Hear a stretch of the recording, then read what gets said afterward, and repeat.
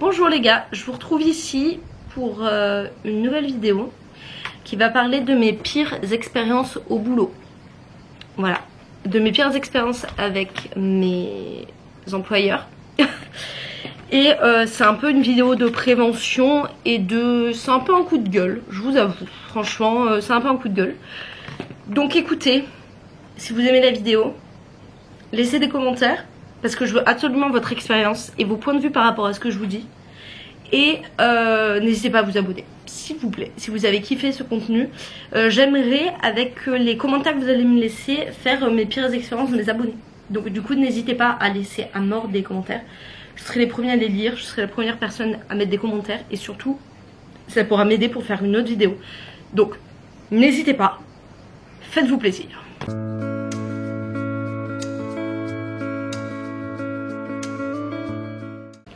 Alors je me présente, moi je m'appelle Camille. Le métier que je fais actuellement c'est vendeuse. Donc tout ce qui va concerner mes anecdotes, ça va surtout se situer au milieu de la vente. Parce que c'est là que j'ai eu le plus de mésaventures et que j'ai découvert le plus de phases vraiment sombres des entreprises. Donc ça vous permettra de vous fier. Je suis vendeuse, je suis même employée polyvalente. Donc je fais de la mise en rayon et je fais de la caisse. Voilà, au moins vous allez savoir ça sur moi avant de commencer la vidéo. J'aimerais en fait revenir sur certains points que je trouve déplorables dans le métier de vendeur et dans la mentalité des gens, surtout parce que je pense que ce ne sera pas qu'en vente que vous aurez ce genre de problème.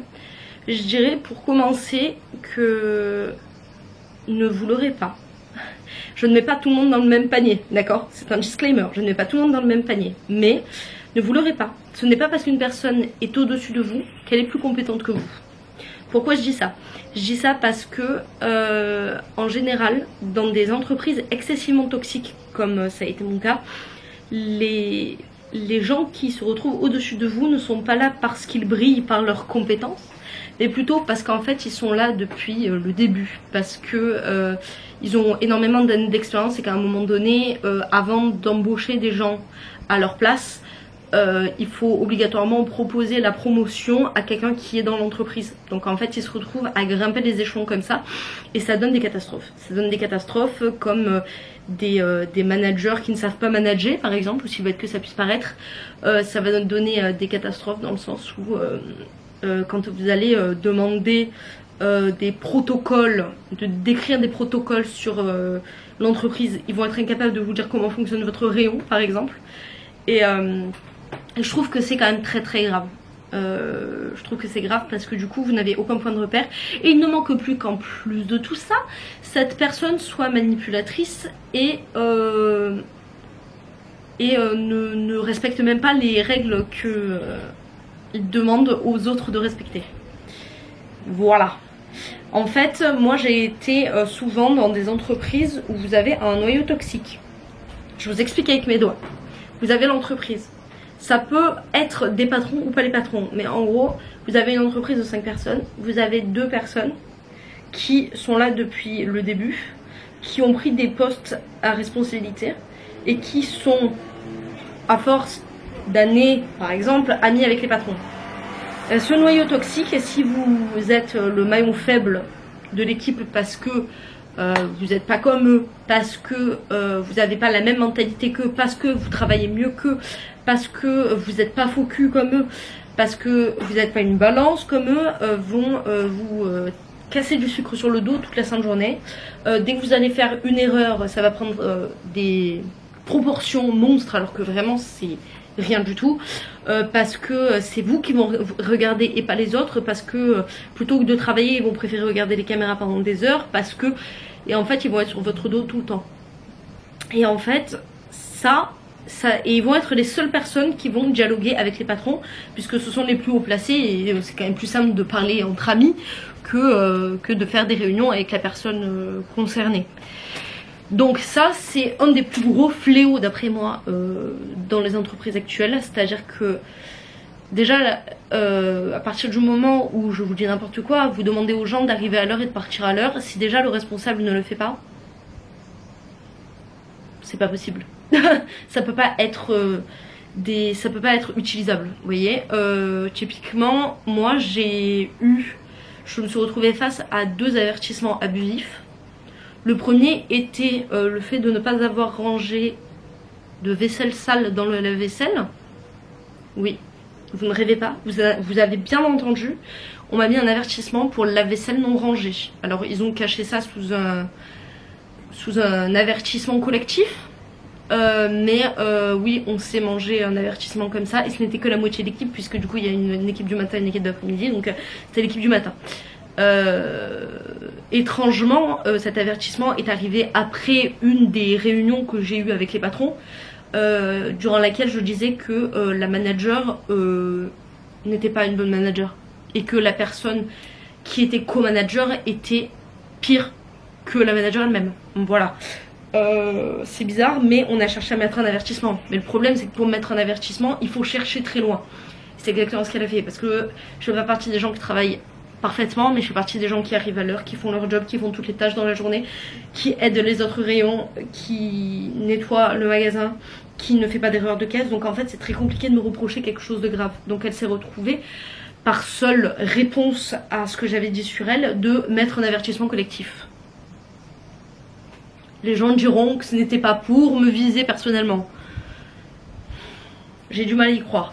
J'ai eu un deuxième avertissement qui me disait, de la part d'une responsable qui part tous les jours 10 minutes avant, que je n'avais pas le droit de partir 10 minutes avant 10 minutes avant la fin de mes horaires le soir. C'est-à-dire que le soir, pour vous expliquer comment ça fonctionne, le magasin ferme à 19h30 et par la suite on reste jusqu'à 20h pour nettoyer le magasin, faire les caisses, etc.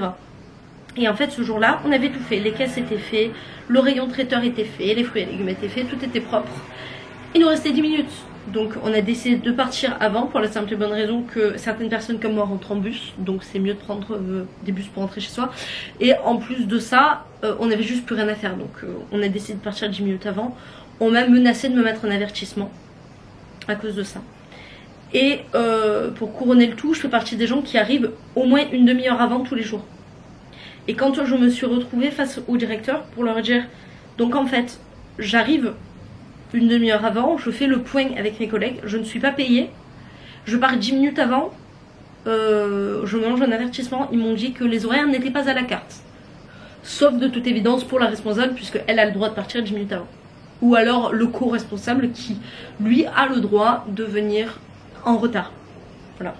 Donc ce genre de comment on appelle ça, d'agissement me rendent totalement barge. Je vous avoue que c'est le genre de choses qui me fait péter une durite. Vraiment. Aussi, un autre point qui m'agace, c'est les groupes WhatsApp. Alors ça, je l'ai vu dans les 3 entreprises de vente que j'ai fait. Les groupes WhatsApp où juste le maître mot, c'est la délation. Je me suis retrouvée dans un cas où avant de partir, j'explique à la co-responsable d'où j'étais, écoute, derrière toi, j'ai laissé une caisse que j'ai pas eu le temps de ranger parce qu'il y a eu un rush, parce que j'ai eu une livraison, et je m'en suis pas sortie. Je lui ai expliqué la raison pour laquelle elle était là. Quand je suis arrivée dans le bus, la photo était sur le groupe avec un mot avec écrit merci de ne pas laisser votre bordel derrière la caisse. Par exemple, je me suis retrouvée face à des situations où quand quelqu'un, par exemple, laissait une tasse à café sur le rebord de la vaisselle, alors qu'on savait très bien qui l'avait posé, la photo se retrouvait sur le groupe. Quand un panneau était laissé à l'extérieur toute la nuit, la photo était postée sur le groupe. Et en fait, ça c'est quelque chose qui me dérange au plus haut point, parce que nous humains, sauf si handicap il y a, et là c'est différent, mais nous humains sommes capables de nous parler, d'utiliser notre bouche, d'utiliser nos cordes vocales. Nous sommes normalement dans la capacité d'aller parler à quelqu'un et de leur dire ne fais pas ça, s'il te plaît, range ton bordel, ne laisse pas traîner ça, ne laisse pas traîner ça. Mais les gens préfèrent se cacher derrière du numérique. Le problème de ce genre de... C'est comme les gens qui laissent des mauvais commentaires. Le problème de ce genre de choses, c'est que quand on est dans une entreprise, le numéro est sur WhatsApp, le numéro est affiché, donc on sait très bien qui a posté la photo. Donc on sait très bien vers qui se retourner si jamais ça a été mal pris, et si jamais ça a été fait impunément et dans le but de casser les couilles. C'est-à-dire que là, concrètement, un jour, je me suis retrouvée face à une de mes collègues de boulot qui a chopé le fameux gars qui avait posté la photo pour le panneau. Il s'est retrouvé à lui dire des choses. Si jamais t'as un problème avec moi, tu viens me voir directement et tu te prends pour qui? Tu te crois que t'es en primaire? Enfin bon bref, ça avait pris des proportions pour rien. Alors que vraiment, en soi, le panneau, il n'était rien arrivé à ce panneau. Le panneau était toujours devant le magasin, donc personne n'avait volé le panneau. Donc au final, tout ça aurait pu être évité, mais très largement. Ce genre de choses, c'est vraiment... Je ne comprends pas en fait comment passer un certain âge on se retrouve encore à faire de la délation en permanence. Je parle du principe que quand on est dans une entreprise où la moyenne d'âge c'est 40 ans ou 35 ans, on n'est plus à l'école primaire quoi. En fait pour moi c'est ça, les entreprises c'est le lycée. Les gens n'évoluent pas. Alors je vais trouver de temps en temps des gens très maturés heureusement, mais les gens n'évoluent pas et c'est toujours des chuchotements. Et lui t'as vu il a fait ça, et lui il a fait ça, et puis lui il a fait ça, et puis elle a fait ça surtout hein, parce qu'elle a fait ça. À un moment donné il faut passer l'âge. À un moment donné vraiment les gars, je vous assure que vous êtes capables de passer l'âge de Pookie n'importe qui en fait, vraiment vraiment. Ça c'est quelque chose, je fais partie des gens qui mute carrément ce groupe en fait, qui mute le groupe et qui n'y va jamais. Je me suis retrouvée aussi à faire face à des patrons où on nous disait le groupe WhatsApp, vous n'avez pas le droit au téléphone en magasin sur la surface de vente, mais il faut répondre au message WhatsApp. Oui, mais quand? Ah ben pendant votre pause. Non, vous n'avez pas à répondre au message WhatsApp pendant votre pause. Votre pause, c'est en dehors du travail, c'est un temps où vous ne travaillez pas. Vous n'avez pas à répondre à des messages. Quand vous rentrez chez vous, vous n'avez pas à répondre à des messages. On appelle ça le droit de la déconnexion. Le droit à la déconnexion, excusez-moi. Et c'est quelque chose de primordial. Il faut réussir à vraiment... Vous travaillez 7 heures par jour dans la même entreprise, où vous avez des galères, vous vous entendez pas avec tout le monde, c'est pas pour quand vous arrivez chez vous, vous répondez à vos messages WhatsApp. Ça n'a aucun intérêt et ça vous détruit psychologiquement, je suis l'exemple même. Si jamais vous voulez savoir ce qui s'est passé pour moi, il y a une vidéo qui s'appelle Qu'est-ce qu'un burn-out, qui est déjà postée, vous pouvez aller la voir directement, vous allez voir c'est intéressant. Vraiment, c'est quelque chose qui me déçoit énormément dans le monde dans lequel on vit. Alors je sais pas si c'est une mentalité typiquement marseillaise, parce que je sais qu'on a une mentalité assez bizarre, mais franchement c'est insupportable. C'est vraiment insupportable, donc voilà. Et je finirai mon point par la méritocratie. C'est-à-dire que je me suis retrouvée face à un directeur de magasin France, voilà, qui, après m'avoir laissé 3 heures en 25 heures à faire des horaires du type 16h, 20h, j'ai toujours été là, j'ai toujours été présente. Je me suis fait agresser dans le magasin parce que je travaillais à la gare et qu'il n'y avait pas de vigile. Donc il y a eu une altercation avec un client assez vénère qui était bourré. Tous les jours à l'heure, jamais malade, toujours là pour dépanner pour des heures supplémentaires. On m'a ri au nez, on m'a dit mais si tu veux de la méritocratie, ici on n'a pas, t'as qu'à te casser. S'il vous plaît. Alors je suis d'accord, comme je l'ai dit en début de vidéo, ce n'est pas la personne la plus futée qui monte en grade. D'accord. Mais dans des boutiques où vous avez énormément de turnover, c'est-à-dire que vous avez énormément de personnes qui partent en moins d'1 an, posez-vous la question. Ça pour moi c'est le plus gros red flag qui existe dans une entreprise. Dans l'entreprise dans laquelle je suis là, ça fait pratiquement 2 ans que j'y suis. J'ai vu entre 10 et 12 personnes passer. Ce n'est pas normal. Une entreprise saine, les gens veulent y rester. Ils veulent y rester, ils veulent faire leur carrière. C'est très dur d'avoir des places dans des bonnes entreprises à cause de ça. Il faut attendre que quelqu'un parte à la retraite. Enfin bon. Donc, j'aimerais franchement qu'il y ait un petit peu plus de méritocratie, qu'on arrête de dire aux gens oui, non mais ne t'inquiète pas, on va t'augmenter la fois d'après. Alors qu'au final, l'augmentation, vous vous apercevez que c'est juste la remise au point du SMIC. Vraiment. C'est le genre d'augmentation, c'était ça. C'était le SMIC a augmenté de 3 euros, je vais te donner une augmentation, ouais, je vais t'augmenter de 3,5. Voilà, comme ça elle sera contente et elle va se taire. La méritocratie, quoi, faudrait que ça revienne une bonne fois pour toutes parce que c'est juste désespérant. C'est vraiment désespérant. J'espère qu'elle sera vue et partagée, donc s'il vous plaît, abonnez-vous pour les gens à qui ça a plu, laissez des commentaires, donnez vos impressions sur mes paroles, dites-moi si j'ai raison, si j'ai tort, donnez vos points de vue, donnez vos expériences. C'est vraiment une vidéo où j'aimerais qu'on discute, vraiment la communauté et moi, il n'y a aucun problème, je vais lire tous vos commentaires. C'est vraiment un gros coup de gueule, fallait que ça sorte parce que j'en ai marre de cette situation. J'aimerais tellement que les entreprises changent que vraiment, c'est la raison pour laquelle j'ai fait cette vidéo. Voilà.